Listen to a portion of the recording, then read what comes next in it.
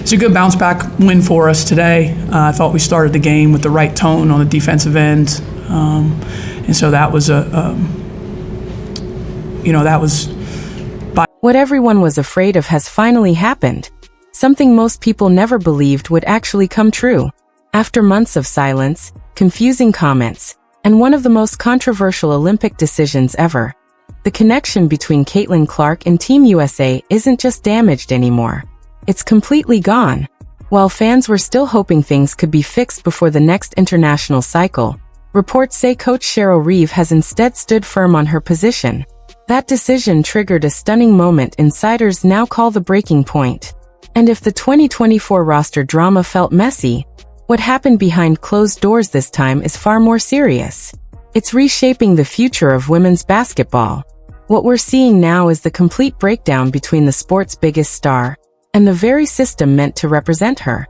And it all started at a closed-door training camp that was supposed to mark a clean new beginning. According to leaked details from inside the gym, what was supposed to be Caitlin Clark's chance to prove herself turned into clear disrespect. Witnesses say that during key scrimmages, the Fever star wasn't just treated like a newcomer, she was completely shut out. Imagine the most dangerous scorer in the game being parked in the corner, while plays were run for veterans many believe are past their peak. And when Clark reportedly asked for clarity about her role, she didn't get guidance or coaching. She got silence. A response that made it painfully clear where she truly stood in the pecking order. This moment had nothing to do with X's and O's on the court. It was a statement. And the tension didn't appear out of thin air. It was fueled by head coach Cheryl Reeves herself. Rather than calming the situation, Reeves has doubled down with remarks that many fans see as a clear jab at Caitlin Clark's playing style. During a recent media exchange, when questioned about how young superstars fit into an established system, Reeves brushed it off, repeatedly emphasizing team chemistry and earning your place. It's the same recycled justification that was used to explain the Olympic omission. But this time, it hits differently. The situation no longer feels strictly basketball related. The growing belief is hard to ignore. This is about control. A veteran coach unwilling to allow a 22-year-old generational talent to reshape the identity and culture of her team. Reeves seems locked in on one goal, proving that the system will always matter more than any individual, even when that individual is the very reason millions are watching in the first place. So how did Caitlin Clark respond? Not with anger, not with public complaints, and certainly not with a social media meltdown. Instead, according to people close to her inner circle, Clark made her loudest statement in complete silence. Reports indicate she quietly declined invitations to upcoming mini-camps, sending a clear message that she's finished bending over backward for a staff that has shown little interest in embracing her. It's a calculated power move that says everything without saying a word. I don't need you, you need me. Clark has shifted her full attention to the WNBA and her off-season development, leaving Team USA to wrestle with a much bigger problem: how to sell a product without its biggest star. She's reached the point where her brand no longer depends on Olympic validation. The rings are optional. The audience isn't. And now the real question isn't whether Caitlin Clark can move on without Team USA. It's whether Team USA can survive the spotlight without her. This quiet exit has reportedly sent shockwaves through USA Basketball and its broadcast partners, who suddenly find themselves facing a future without the most magnetic draw in the game. Everyone involved understands the math. The WNBA's surge in ratings didn't happen by accident. It happened because of Caitlin Clark. Meanwhile, the national team's viewership has barely moved. Behind closed doors, executives know the truth. Heading into the 2028 Olympics without Clark would be a financial nightmare. Quiet conversations are already happening. There are growing murmurs that major sponsors are leaning on USA Basketball to step in, setting up an uncomfortable choice: protect a Hall of Fame coach, or protect the generational star who actually drives the revenue. And Nike, after pouring millions into Clark as a signature athlete, can't be thrilled watching their biggest investment pushed aside by a leadership approach that feels frozen in another era. At the end of the day, money always has the loudest voice. And right now, that voice is demanding change. What makes this even more volatile is that this conflict goes far beyond one coach and one player. It's starting to fracture the locker room itself. Veteran players are reportedly backing Reeves, insisting that order and hierarchy must come first. But younger players are watching this unfold with disbelief. They're seeing how the face of the league is being handled, and quietly asking themselves a dangerous question. If it can happen to her, who's next? If the whispers are accurate, the very chemistry Reeves insists she's safeguarding is actually decaying from within. What's being labeled as team culture has reportedly turned into a toxic environment, where players feel they're walking on thin ice, worried that showing any public support for Caitlin Clark could earn them a seat on the bench beside her. The gap between the old guard and the emerging generation has never been more extreme, and that fracture now threatens the program's grip on international dominance. To understand why Clark ultimately stepped away, you have to examine what allegedly happened behind closed doors during camp. According to insiders, certain practices were structured in a way that intentionally kept the ball out of Clark's hands. In a game built entirely on flow and timing, taking the ball away from your primary playmaker is the equivalent of grounding them mid-flight.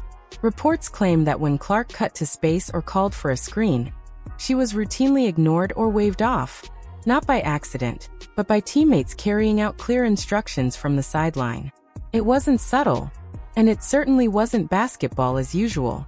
What unfolded wasn't just ineffective, it was outright degrading. Picture the most lethal shooter on the planet reduced to nothing more than a distraction for an entire practice. That kind of calculated marginalization is designed to break confidence. For most players it would. For Clark, it appears to have done the opposite. It removed all remaining doubt about her choice. The consequences don't stop at the hardwood. This situation is now bleeding into the credibility of USA basketball itself. For generations, the program has sold one promise above all else. The best players earn the spots. By pushing Clark to the margins, that foundational belief is being openly contradicted. Fans are making their voices impossible to ignore. Social media is flooded with accusations that the program has turned into an exclusive club, where politics and relationships outweigh production and talent. The fairness of the selection process is under heavier scrutiny than ever before. If the mission is truly to win gold, leaving behind the most explosive offensive force in the sport borders on professional negligence. And it only strengthens the growing perception that the current leadership is more focused on protecting its own legacy than adapting to where the game, and its audience, is headed. There's an even more unsettling theory gaining traction among analysts, that none of this was accidental, that the hostility wasn't a byproduct but the strategy. By turning the environment cold and unwelcoming, the staff may have been attempting to push Clark into walking away, sparing themselves the backlash of cutting her outright. Removing her from the roster would have ignited a media inferno. Letting her step aside on her own gives them cover. A chance to frame the story as a lack of commitment or an inability to fit in. It's a ruthless, chessboard move straight out of a Machiavellian playbook. But the plan has blown up in their faces. Instead of being branded a quitter, Clark has emerged as the clear casualty of an organized freeze-out. The optics are undeniable, and the court of public opinion has already rendered its verdict, overwhelmingly and decisively, in her favor. Fans aren't buying the idea that Caitlin Clark simply isn't good enough. They've watched what she's already done at the WNBA level. The evidence is public. The verdict is clear. So let's dig deeper into the Cheryl Reeves factor. There's no disputing her resume. Championships, longevity, and a legacy most coaches would dream of. But history shows that even the greatest minds can struggle when the game evolves faster than they do. And Clark doesn't just represent a player, she represents a shift. Her game is built on volume shooting, extended range, relentless pace, and floor spacing concepts that directly challenge the structured, post-centric system Reeves has relied on for years.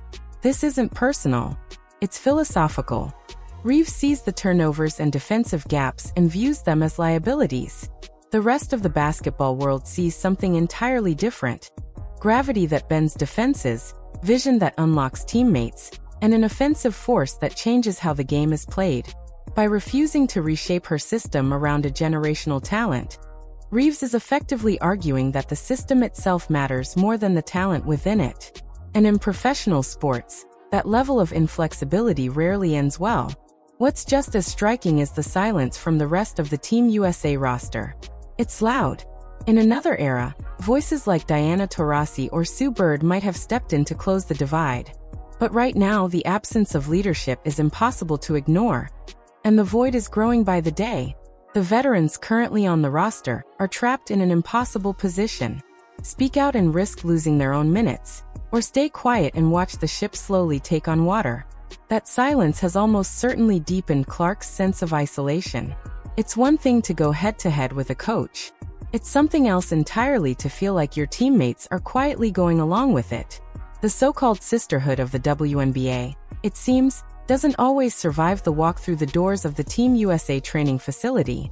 And looming over all of this is the 2028 Los Angeles Olympics, the moment USA basketball has been building toward for years. A home soil coronation. The marketing blueprint for those games is obvious, and it starts with one name. Caitlin Clark isn't just a roster spot, she's the draw. She's the reason seats at Crypto.com Arena would be filled night after night.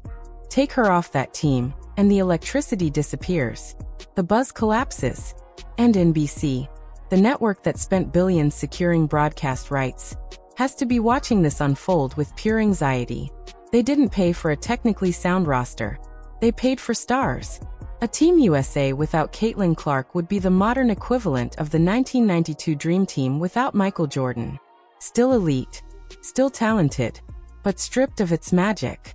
The corporate pressure to put this fire out will be enormous. Sponsors, broadcasters, partners, all demanding resolution. But here's the twist no one wants to admit. Caitlin Clark doesn't need them. This is the power shift that Reeves and the Federation failed to account for. There was a time when the Olympics were essential for global exposure and major endorsement opportunities in women's basketball. That reality no longer exists. Caitlin Clark is already a worldwide star.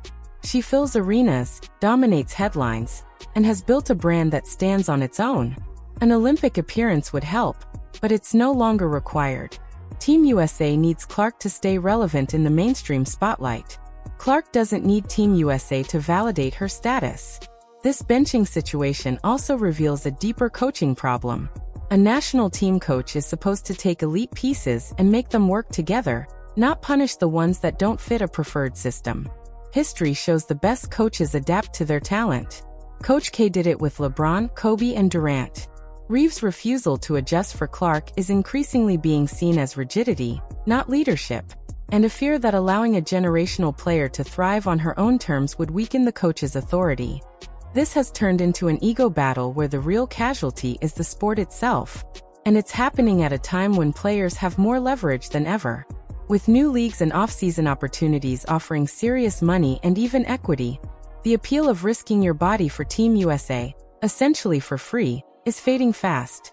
If the environment is hostile, why would any player put their health and peace of mind on the line? Clark has choices. She can use the off-season to strengthen her body, sharpen her game, and compete in leagues that amplify her talent instead of suppressing it. From that perspective, walking away isn't emotional, it's smart business. Why stay loyal to a system that doesn't value you when you can invest in yourself? The media landscape has shifted too. In the past, federations could shape the story through friendly coverage. That control is gone. Independent creators, podcasts, and social platforms now break down every possession in real time. When news of the benching surfaced, fans who understand the game dissected it instantly. In 2025, nothing stays hidden. The tape, the body language, the rotations, the numbers, all of it is out in the open. And once the public sees it, the truth is impossible to bury. When Reeves points to basketball reasons for sidelining Clark, the internet immediately pulls the receipts and the contradictions. The gaslighting doesn't land anymore. That brings us to the real question. What happens next? The decision now sits squarely with USA Basketball, and it's one that will shape the next decade. Do they stand by their coach, effectively shutting out the most popular player in the world? Or do they make a change at the top and bring in leadership that understands how to manage modern superstars? Behind the scenes, rumors suggest quiet conversations are already happening, testing the interest of other coaches, some of whom have openly praised Clark. If Reeves is eventually let go, it will be framed as a mutual decision. But everyone will understand the truth. And if USA Basketball chooses to stick with her, they risk something even more dangerous, a full-scale fan revolt. We've already seen ratings dip when Clark sits on the bench in the WNBA. Now imagine the Olympic fallout of a team that intentionally leaves her off the roster. The ratings would crater. Merchandise sales would follow. This is a high-stakes game of chicken. And right now, Clark is driving a tank while USA Basketball is pedaling a bicycle. The leverage isn't even close. In the end, that's what makes this story so frustrating. Instead of celebrating a dream lineup featuring Aya Wilson, Breanna Stewart, and Caitlin Clark, a trio that should be dismantling opponents and redefining the sport, we're stuck talking about egos, benchings, and internal politics. And that may be the greatest loss of all. We're being denied a moment of basketball history because the people in power can't separate their egos from the game. That's a failure, not just to the sport, but to the fans who invest their time and passion into it. The so-called quitting narrative is really a test of Clark's mental strength. By stepping away, she isn't running, she's protecting her peace. She's refusing to let a toxic environment drain her love for basketball. It's a grown, self-aware decision. And that's what makes it so heartbreaking. When a player of her caliber decides it's no longer worth the stress, it's a damning indictment of the entire program. It signals something deeper. A culture that has shifted from welcoming elite talent to pushing it away. Playing through it isn't always strength. Sometimes walking away is the only honest response to dysfunction that refuses to change. As the next few months unfold, expect the public relations machine to shift into full gear. Anonymous quotes, subtle leaks, stories questioning Clark's attitude or defensive effort, all designed to justify the treatment she received. It's the oldest tactic in the book. Discredit the person you forced out. But this strategy is unlikely to land. Clark's reputation in Iowa and Indiana speaks for itself. Teammates respect her. They vouch for her. The disconnect exists almost entirely within this national team environment. Just like the benching backfired, any attempt to smear her character is likely to fail. What we're witnessing now is a high-stakes standoff.